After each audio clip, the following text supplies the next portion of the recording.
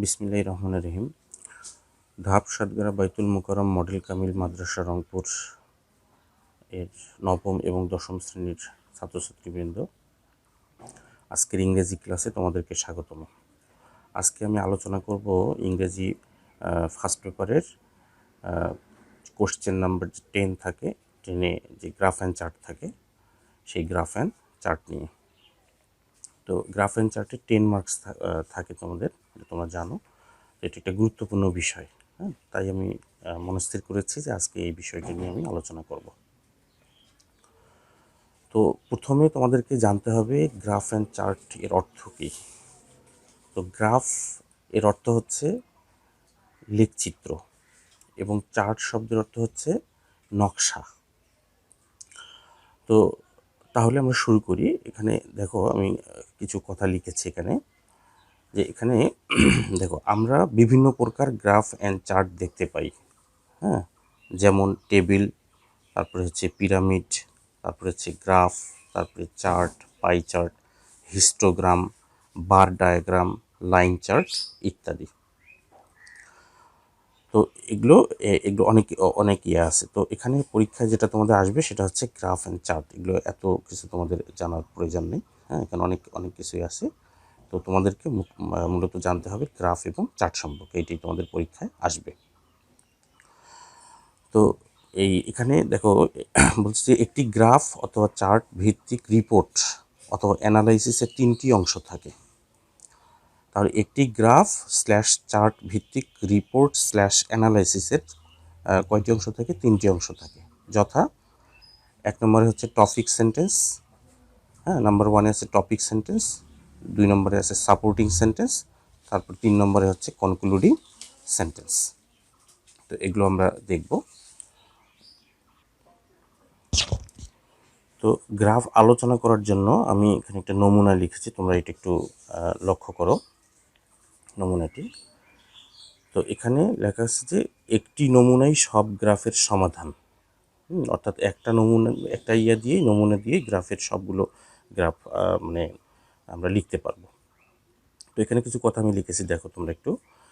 এখানে প্রথমে বলা আছে যে দ্য গ্রাফ শোস দ্য, তারপরে এখানে মূল বিষয়বস্তু যার উপর বেস করে গ্রাফ লিখতে হবে, যার উপর বেস করে গ্রাফ লিখতে হবে।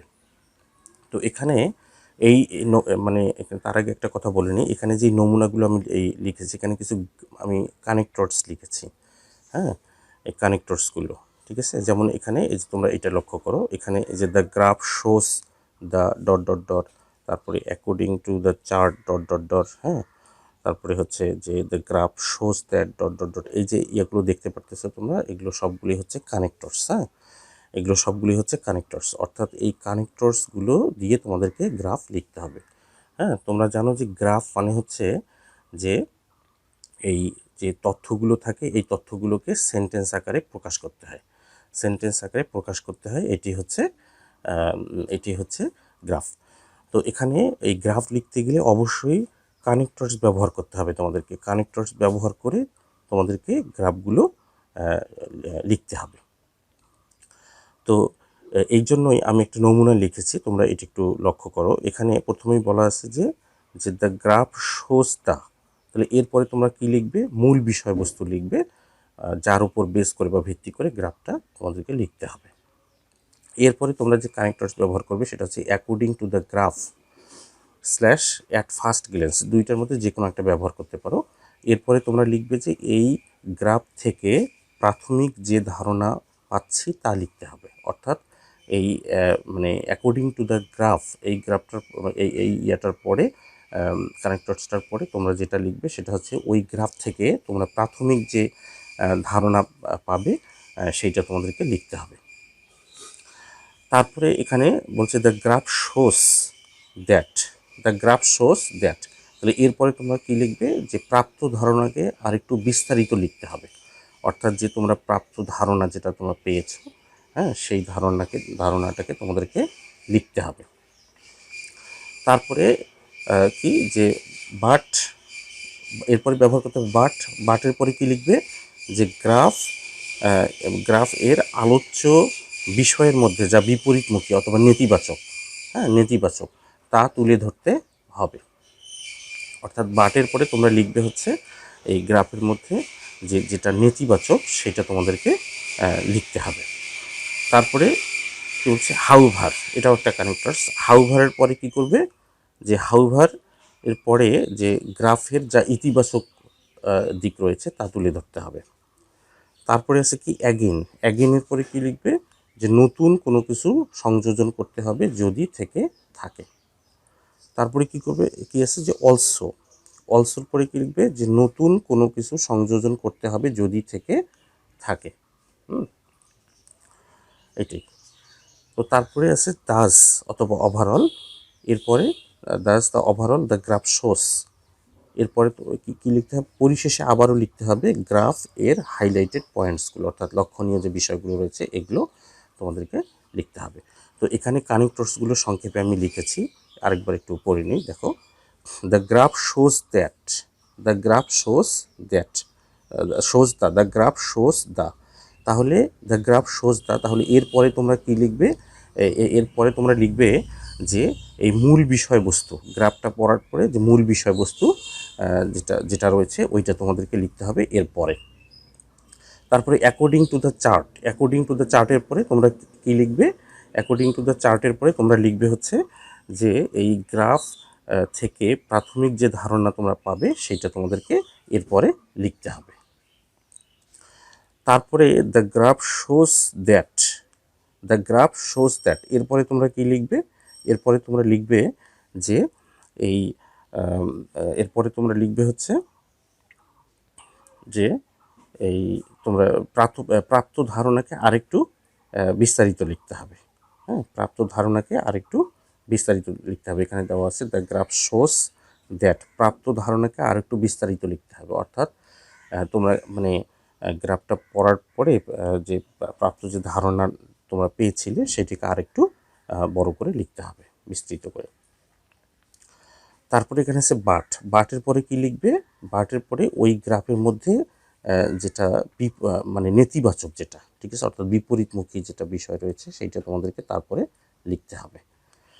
তারপরে আছে কি হাউভার, হাউভারের পরে কি লিখবে, হাউভারের পরে তোমাদেরকে লিখতে হবে গ্রাফের যা ইতিবাচক দিক রয়েছে, ভালো দিক রয়েছে সেইটা তোমাদেরকে তারপরে উল্লেখ করতে হবে। তারপরে তোমরা কি করবে, যে এখানে অ্যাগেইন আছে, অ্যাগেইনের পরে কি করতে হবে, যে নতুন কোনো কিছু সংযোজন করতে হবে যদি থেকে থাকে, যদি থাকে তাহলেই সংযোজন করবে, না থাকলে সংযোজন করা লাগবে না। তারপরে এখানে আছে কি অলসো, অলসোর পরে কি করবে, অলসোর পরেও যদি নতুন কোনো কিছু থাকে তাহলে সেটাকে সংযোজন করতে হবে। তারপরে শেষে আছে দাস অথবা ওভারঅল দ্য গ্রাফ শোস, তাহলে এরপরে তোমরা কী লিখবে, যে পরিশেষে আবারও লিখতে হবে গ্রাফের হাইলাইটেড পয়েন্টসগুলো, হাইলাইটেড পয়েন্টসগুলো। হ্যাঁ, এই যে হাইলাইটেড পয়েন্টসগুলো যেগুলো থাকবে সেগুলো তোমাদেরকে লিখতে হবে, এটা দিয়ে শেষ করতে হবে। তো তাহলে এই কানেক্টরসগুলো, এগুলো গুরুত্বপূর্ণ, এই কানেক্টরসগুলো ব্যবহার করে তোমরা গ্রাফ লিখতে পারবে। তো এবার একটা আমরা দেখি একটু, এখানে দেখো, এখানে কি বলছে, যে একটি গ্রাফ অথবা চার্ট এর সাধারণত 4 ধরনের ট্রেন্ডস থাকে, যার গতি বর্ণনা করতে নিচের ওয়ার্ডসগুলো আয়ত্ত করে নাও। তো তাহলে কি বলছে, যে একটি গ্রাফ অথবা চার্ট এর সাধারণত 4 ধরনের ট্রেন্ডস থাকে, যার গতি বর্ণনা করতে গিয়ে নিচের ওয়ার্ডগুলো আয়ত্ত করে নাও। অর্থাৎ গ্রাফ অ্যান্ড চার্ট যদি মানে তোমরা লিখতে চাও তাহলে কিছু শব্দের অর্থ তোমাদেরকে অবশ্যই জানতে হবে। হ্যাঁ, যেমন এখানে হচ্ছে যে এখানে লেখা আছে, দেখো এখানে কি ঊর্ধ্বমুখী গ্রাফ, এখানে বলছে যে 4 ধরনের যে ট্রেন্ডস থাকে, কি কি সে 4 ধরনের ট্রেন্ডস, সেটা হচ্ছে 1 নম্বর হচ্ছে ঊর্ধ্বমুখী গ্রাফ। হ্যাঁ, এটা এক ধরনের ট্রেন্ডস। তারপরে হচ্ছে নিম্নমুখী গ্রাফ, এটা এক ধরনের ট্রেন্ডস। তারপরে হচ্ছে যে বিপরীত, তারপর কি পরিবর্তনযোগ্য গ্রাফ, পরিবর্তনযোগ্য গ্রাফ। হ্যাঁ, পরিবর্তনযোগ্য গ্রাফ, অপরিবর্তনযোগ্য গ্রাফ। হ্যাঁ, অপরিবর্তনযোগ্য গ্রাফ। আরেকটা হচ্ছে কি ওঠানামা করা গ্রাফ। এই 4 ধরনের গ্রাফ থেকে থাকে, এই 4 ধরনের। তো যখন এটা ঊর্ধ্বমুখী হবে, হ্যাঁ, গ্রাফের তথ্যগুলো যখন ঊর্ধ্বমুখী হবে তখন তোমাদেরকে এই ব্যবহার তখন তোমরা ব্যবহার করবে ক্লাইম্ব টু অথবা ইনক্রিজ টু। তারপরে নিম্নমুখী গ্রাফ, যখন গ্রাফের তথ্যগুলো মানে নিম্নমুখী হবে মানে কমে যাবে তখন তোমরা ব্যবহার করতে পারো ড্রপড টু অথবা রিডিউস টু। আবার যখন অপরিবর্তনযোগ্য গ্রাফ, যখন পরিবর্তন হবে না অপরিবর্তিত থাকবে তখন তোমরা ব্যবহার করবে ডিড নট চেঞ্জ অথবা এটাও ব্যবহার করতে পারো রিমেইনড স্টেবল অ্যাট, এটাও ব্যবহার করতে পারো। রিমেইন মানে থাকা, স্টেবল মানে স্থির, হ্যাঁ স্থির থাকা। তো তারপরে তোমরা ব্যবহার এখানে তারপরে কি আছে এখানে ওঠানামা করা গ্রাফ, ওঠানামা করা গ্রাফ। তাহলে ওঠানামা করা গ্রাফ মানে হচ্ছে যে মানে গ্রাফের তথ্যগুলো কখনো উঠবে কখনো নামবে, হ্যাঁ এরকম। এটি কখনো বেশি হবে কখনো কমে যাবে। তাহলে এই ধরনের ক্ষেত্রে তোমরা ব্যবহার করতে পারো রাইজ অ্যান্ড ফল, হ্যাঁ রাইজ অ্যান্ড ফল, হ্যাঁ অথবা ফ্লাকচুয়েট অ্যারাউন্ড, এগুলো তোমরা ব্যবহার করতে পারো। তাহলে তোমরা এখান থেকে জানলে যে গ্রাফ মানে গ্রাফের 4 ধরনের ট্রেন্ডস থাকে, ঠিক আছে। একটা হচ্ছে ঊর্ধ্বমুখী গ্রাফ, মানে যখন মানে বাড়বে তথ্যগুলো বেড়ে যাবে, হ্যাঁ তখন এই ঊর্ধ্বমুখী গ্রাফের ক্ষেত্রে তোমরা এই ওয়ার্ডগুলো ব্যবহার করতে পারবে। যখন নিম্নমুখী গ্রাফ হবে তখন তোমরা এই ইয়েগুলো ব্যবহার করতে পারবে, ওয়ার্ডগুলো। তারপর যখন অপরিবর্তনযোগ্য, যখন পরিবর্তন হবে না তখন তোমরা এগুলো ব্যবহার করতে পারবে। তারপরে ওঠানামা করা গ্রাফ, যখন তাহলে এক্ষেত্রে তোমরা এগুলো ব্যবহার করতে পারবে রাইজ অ্যান্ড ফল অথবা ফ্লাকচুয়েট অ্যারাউন্ড। প্রিয় শিক্ষার্থীবৃন্দ, দেখো আমি একটা মানে স্যাম্পল কোশ্চেন লিখেছি, একটা নমুনা গ্রাফ লিখেছি। এখানে দেখো নমুনা গ্রাফটা হচ্ছে যে এই ইন্টারনেট ইউজার সম্পর্কে, হ্যাঁ গ্রাফটা হচ্ছে ইন্টারনেট ইউজার সম্পর্কে। অর্থাৎ এটা দিয়ে আমি তোমাদেরকে বোঝাবো যে এখানে অনেকগুলো কানেক্টরস ব্যবহার করা হয়েছে। দেখো এখানে এই যে অনেকগুলো কানেক্টর, যে কানেক্টরসগুলো আমি ইতিমধ্যে আলোচনা করলাম এগুলো ব্যবহার করা হয়েছে, হ্যাঁ দেখো এখানে। তো এই গ্রাফটা আমি বোঝাচ্ছি, তোমরা একটু দেখো। তাহলে এখানে স্যাম্পল কোশ্চেনটা একটু পড়ে নিই। দেখো এখানে কি বলছে, the graph shows the number of internet users of Bangladesh in the year of 2012 to 2017। অর্থাৎ গ্রাফটি দেখায় ইন্টারনেট ব্যবহারকারীর সংখ্যা, the number of internet users, internet ব্যবহারকারীর সংখ্যা দেখায় বা তুলে ধরে বা উপস্থাপন করে। শো মানে দেখানো বা উপস্থাপন করা বা প্রদর্শন করা, তুলে ধরা।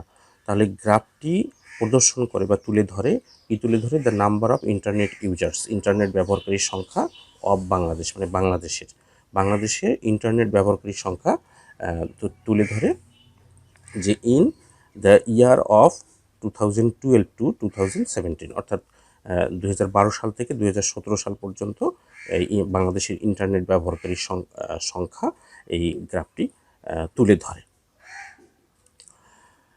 তারপরে কি বলা আছে, নাও ডিসক্রাইব দ্য গ্রাফ, এখন গ্রাফটিকে বর্ণনা করো বা মানে ব্যাখ্যা করো ইন 150 ওয়ার্ডস, 150 ওয়ার্ডের মধ্যে।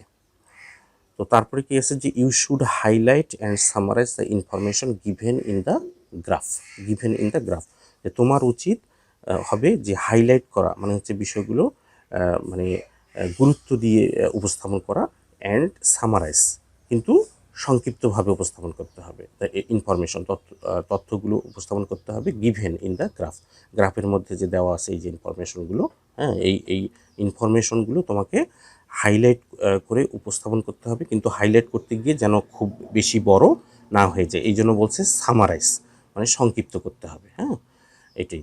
আর তারপরেও তোমাদেরকে এই 150 ওয়ার্ডের মধ্যে লিখতে হবে, হ্যাঁ সামারাইজ মানে এই নয় যে তোমরা মানে একেবারেই অল্পভাবে লিখবে তা না, অর্থাৎ 150 ওয়ার্ডের মধ্যেই তোমাদেরকে লিখতে হবে।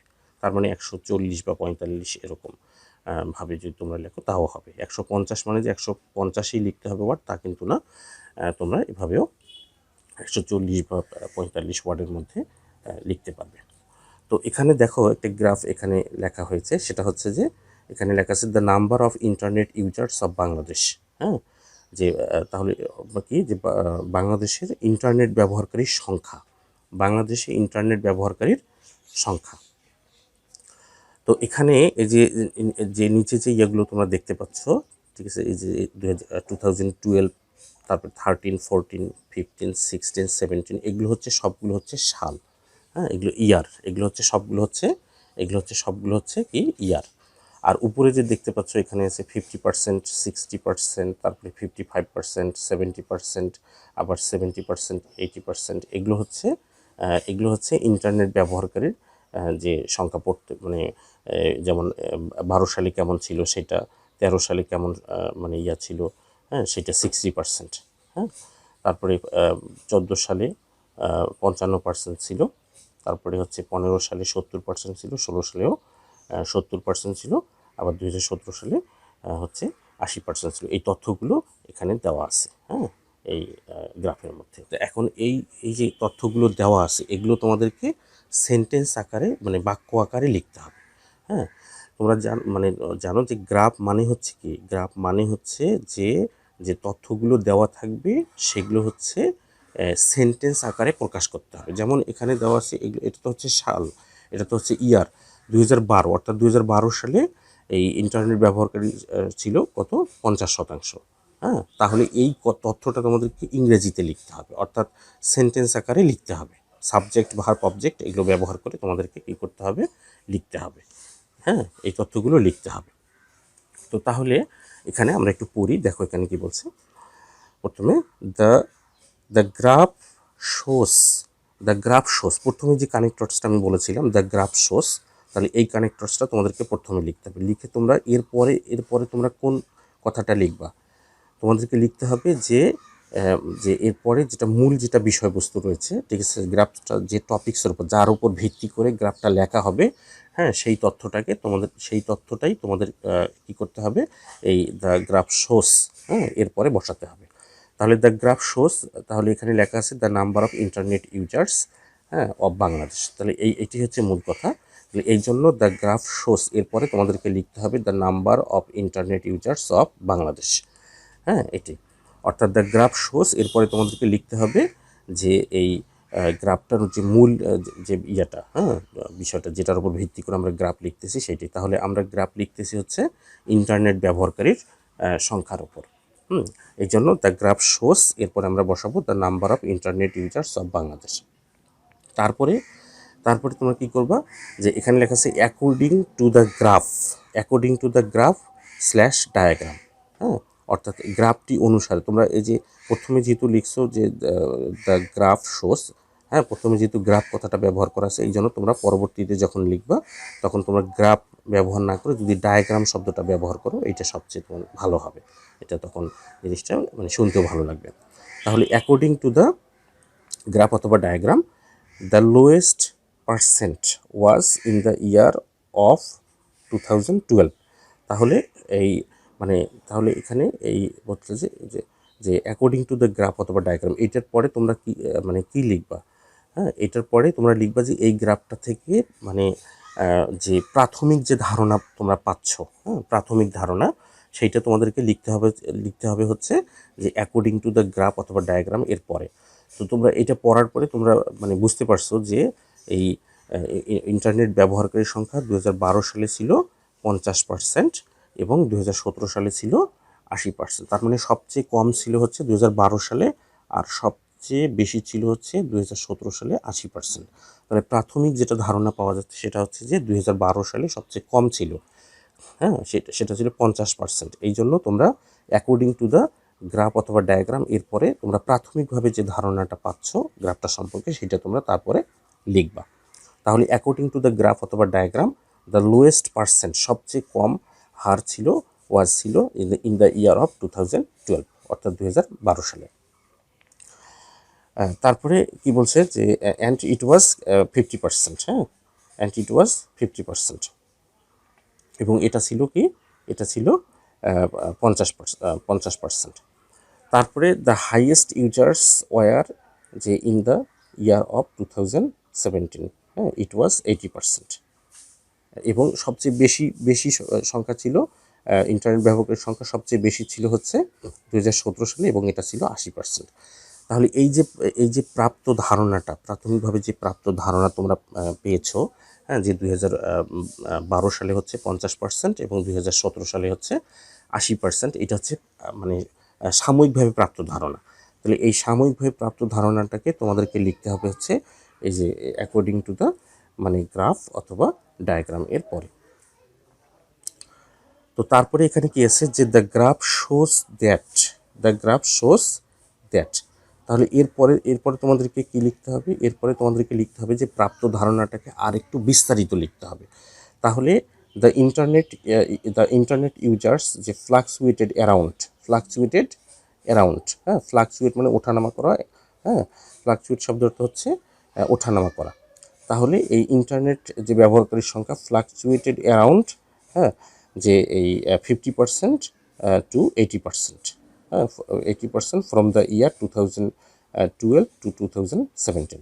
তাহলে এই গ্রাফটি দেখাচ্ছে যে ইন্টারনেট ব্যবহারকারীর সংখ্যা 50 থেকে 80%, হ্যাঁ, 50 থেকে 80%-এর মধ্যে ওঠানামা করতেছে। এটা হচ্ছে 2012 সাল থেকে 2017 সাল পর্যন্ত এই 50% থেকে, হ্যাঁ, 50% থেকে 80% মানে শতাংশের মধ্যে ওঠানামা করতেছে। তো তারপরে এখানে কি বলেছে যে in 2012 the users were 50% and in 2013 the users were 60%। অর্থাৎ 2012 সালে কি ছিল যে ইন্টারনেট ব্যবহারকারীর সংখ্যা ছিল হচ্ছে 50% এবং 2013 সালে ছিল কত, 60%। ডিউরিং দিস পিরিয়ড, এই সময়ের মধ্যে the users varied from 10%, the users varied from 10%। তাহলে এই সময়ের মধ্যে, ডিউরিং দিস পিরিয়ড, এই সময়ের মধ্যে দ্য ইউজার্স ভেরিড ফ্রম 10%, অর্থাৎ এই সময়ের মধ্যে যে এই মানে যে এই ব্যবহারকারীর যে ইয়েটা, হ্যাঁ, সংখ্যা, তাহলে এখানে 10%-এর মধ্যে ভেরি করেছে, হ্যাঁ, 10%-এর মধ্যেই মানে পার্থক্য হয়েছে 10%। তারপরে কি বলছে যে বাট ইন দ্য নেক্সট ইয়ার 2014, কিন্তু পরবর্তী বছরে 2014, তোমরা যখন সাল লিখবা, সাল লেখার সময় তোমরা এই এখানে যেমন আমি লিখছি যে ইন 2012, অর্থাৎ ইন ব্যবহার করতে হবে, হ্যাঁ, ইন, অর্থাৎ সাল লিখলে তোমরা ইনও ব্যবহার করতে পারো, অথবা এভাবে ব্যবহার করতে পারো যে ইন দ্য ইয়ার অফ 2014 বা এরকম, হ্যাঁ। তো এখানে but in the next year, হ্যাঁ, but in the year of 2014, 2014 সালে দ্য ইউজার্স ড্রপ টু 55%, 55%। দেখো এখানে 2014 সালে ইন্টারনেট ব্যবহারকারীর সংখ্যা কমে গিয়েছে, হ্যাঁ, যেখানে 2013 সালে ছিল 60%, সেখানে 2014 সালে এসে 55% হয়েছে, তার মানে 5% কমে গেছে। এই জন্য এখানে বলছে কি যে যে তাহলে দ্য ইউজার্স ড্রপ টু, তাহলে যখন কমে গেলে তাহলে কমে যাওয়ার ক্ষেত্রে এই ড্রপ টু অথবা রিডিউস টু ব্যবহার করা যাবে। ড্রপ টু 55%, হ্যাঁ, কমে গিয়ে 55% হয়েছিল, অ্যান্ড ইট ডিক্রিজড 5%, এবং এটা 5% কমে গিয়েছিল ফ্রম 2013 টু 2014, অর্থাৎ 2013 সাল থেকে 2014 সালে 5% এটা কি কমে গিয়েছিল। তারপরে দেখো এখানে কি আছে যে however in 2015 and 2016 the percent did not change and it was 70%। তাহলে এখানে কি বলছে 2015 সালে এবং 16 সালে এটা চেঞ্জ হয়নি, পরিবর্তন হয় নাই, এবং এটা একই রকম ছিল, এটা একই রকম ছিল। তো এখানে এবং সেটা ছিল হচ্ছে কি 70%, ঠিক আছে। তো তারপরে এখানে বলছে কি যে অ্যাগেন উই নোটিস, আবার আমরা লক্ষ্য করি, অ্যাগেন উই নোটিস, হ্যাঁ, দ্যাট যে ইন দ্য ইয়ার অফ 2017 সালে দ্য ইউজার্স ওয়ার রেকর্ডেড 80%, তাহলে 80% that was the highest percent of the graph. তাহলে আবার আমরা লক্ষ্য করি যে 2017 সালে ব্যবহারকারী রেকর্ড করা হয়েছিল, ইন্টারনেট ব্যবহারকারী যে সংখ্যা সেটা রেকর্ড করা হয়েছিল 80%, এবং এটা ছিল সবচেয়ে হাইয়েস্ট, সবচেয়ে বেশি, গ্রাফটার মধ্যে সবচেয়ে বেশি হচ্ছে মানে হচ্ছে এই যে 2017 সালে 80%। তারপরে এখানে দেখো পরবর্তীতে এখানে বলছে the graph shows the rise and fall of internet users of Bangladesh from 2012 to 2017 এভাবে গ্রাফটি দেখায় যে যে এই ইন্টারনেট ব্যবহার করে বাংলাদেশে ইন্টারনেট ব্যবহারকারীর সংখ্যা, হ্যাঁ, এই অর্থাৎ বাংলাদেশে 2012 সাল থেকে 2017 সালে ইন্টারনেট ব্যবহারকারীর সংখ্যা, হ্যাঁ, সংখ্যা এভাবে ই করে ওঠানামা করে। এটাই এই বিষয়টি এই গ্রাফটি দেখায়। তো আসলে এই মানে হচ্ছে যে এই গ্রাফ লিখতে গেলে, হ্যাঁ, গ্রাফ লিখতে গেলে মানে তোমাদেরকে এই যে কানেক্টরসগুলো রয়েছে এই কানেক্টরসগুলোর ব্যবহার শিখতে হবে। কানেক্টরসগুলো ভালো করে তোমাদেরকে জানতে হবে, হ্যাঁ, তোমাদেরকে এই বিষয়গুলো মাথায় রাখতে হবে। এবং আমি যে বলেছিলাম, হ্যাঁ, আমার আলোচনার মধ্যে যে গ্রাফের যে তিনটা থাকে, একটা গ্রাফের তিনটা যে অংশ থাকে, একটা হচ্ছে টপিক সেন্টেন্স, আরেকটা হচ্ছে সাপোর্টিং সেন্টেন্স, আরেকটা হচ্ছে কনক্লুডিং সেন্টেন্স। তাহলে আমরা যদি টপিক সেন্টেন্সটা যদি বলি, হ্যাঁ, টপিক সেন্টেন্সটা যদি বলি তাহলে হবে এই যে প্রথম যে সেন্টেন্সটা আছে, the graph shows the number of internet users of Bangladesh, এইটা হচ্ছে টপিক সেন্টেন্স। হ্যাঁ, এই প্রথমেই যে কথাটা থাকবে এটি হচ্ছে টপিক সেন্টেন্স, অর্থাৎ আমরা গ্রাফ লিখতেছি তার টপিকস হচ্ছে এইটা, the graph shows the number of internet users of Bangladesh, এইটা হচ্ছে টপিক সেন্টেন্স। আর তারপরে সাপোর্টিং সেন্টেন্স। সাপোর্টিং সেন্টেন্স হচ্ছে এই প্রথম সেন্টেন্সটা বাদ দিয়ে, প্রথম সেন্টেন্সটা তো এটা, the graph shows the number of internet users of Bangladesh, এটা টপিক সেন্টেন্স। আর এইটা বাদে বাকি যে সেন্টেন্সগুলো রয়েছে, হ্যাঁ, শুধুমাত্র শেষ বাদ দিয়ে, শেষ যে রয়েছে, সেন্টেন্সটা রয়েছে, এটা বাদ দিয়ে বাকি যে সেন্টেন্সগুলো আছে সেগুলো হচ্ছে সবগুলোই সাপোর্টিং সেন্টেন্স। আর শেষে যে সেন্টেন্সটা আছে এটাই হচ্ছে কনক্লুডিং সেন্টেন্স। তো আর এখানে আরেকটা বিষয়, তোমরা যখন গ্রাফ লিখবে তখন কিন্তু এখানে একটা মানে একটা শিরোনাম তোমাদেরকে দিতে হবে এখানে, হ্যাঁ, টাইটেল একটা দিতে হবে, ঠিক আছে? তাহলে যে বিষয়ের উপর গ্রাফ লিখবা তাহলে সেইটা টাইটেল তোমাদেরকে এখানে দিতে হবে। তাহলে the number of internet users of Bangladesh, হ্যাঁ, তাহলে এইটাই হচ্ছে এই গ্রাফটার হচ্ছে টাইটেল, ঠিক আছে? তো আমি আশা করি যে তোমরা বিষয়টা বুঝতে পারছো। তো অর্থাৎ এই গ্রাফ যখন তোমরা যে কোনো গ্রাফ যখন লিখবা, গ্রাফ লেখার সময় তোমাদেরকে এই যে কানেক্টরসগুলো রয়েছে, এই যে আন্ডারলাইন করা এই কানেক্টরসগুলো ব্যবহার করে তোমাদেরকে এই মানে গ্রাফের যে তথ্যগুলো রয়েছে এগুলো সেন্টেন্স আকারে প্রকাশ করতে হবে, হ্যাঁ, সেন্টেন্স আকারে প্রকাশ করতে হবে। অর্থাৎ সাবজেক্ট ভার্ব অবজেক্ট ব্যবহার করে সেন্টেন্স তৈরি করে তোমাদেরকে লিখতে হবে, কিন্তু এই কানেক্টরসগুলো তোমাদেরকে ব্যবহার করতে হবে। অর্থাৎ তোমরা জানো যে গ্রাফের তথ্য কখনো মানে হচ্ছে কখনো বৃদ্ধি পায়, কখনো নিম্নমুখী হয়, কখনো মানে অপরিবর্তিত থাকে, কখনো পরিবর্তিত হয় না, আবার কখনো একেবারে কি হয়, বেশি হয়। তাহলে এগুলো নিয়েই হচ্ছে গ্রাফ। তো আমি আশা করি তোমরা বিষয়টা বুঝতে পারছো। তো এই বিষয়টা তোমরা ভালো করে প্র্যাকটিস করো বাসায়, হ্যাঁ। তো আগামী ক্লাসে তোমাদের সঙ্গে আবারও কথা হবে অন্য কোনো বিষয় নিয়ে। সে পর্যন্ত তোমরা ভালো থাকো। আল্লাহ হাফিজ।